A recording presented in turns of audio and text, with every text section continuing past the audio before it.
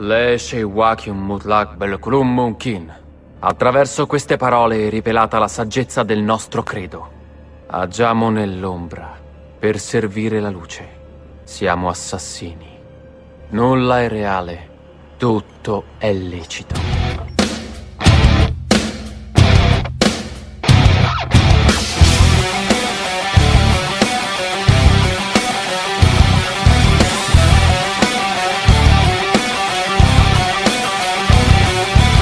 Non puoi credere quel che vedi da fuori, un segreto programmato per farci fuori.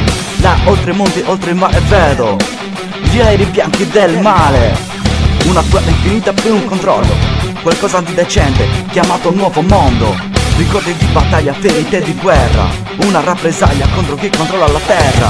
Allora ricorda che nulla è reale, in un mondo diverso, il mondo che sta male. Allora mi agito e semino il panico, tra chi ancora non è stato sfamato.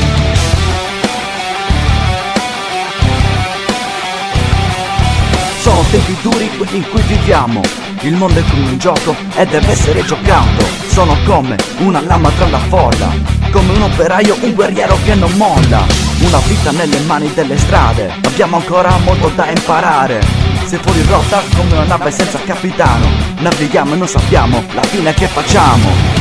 Allora ricorda che nulla è reale, in un mondo diverso, il mondo che sta male. Allora mi agito e semino il panico, tra chi ancora non è stato sfamato. Tanto vale che preghi, tanto vale che combatti, se sai di che sto parlando. Ci stanno ammazzando, ci stanno ammazzando.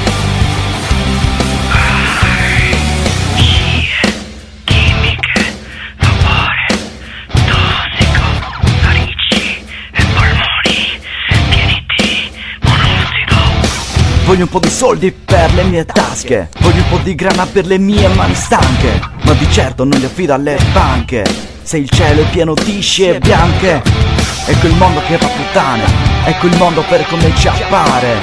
Mi guardo attorno ma non vedo differenze, bianco, giallo e nero, non cambia più niente.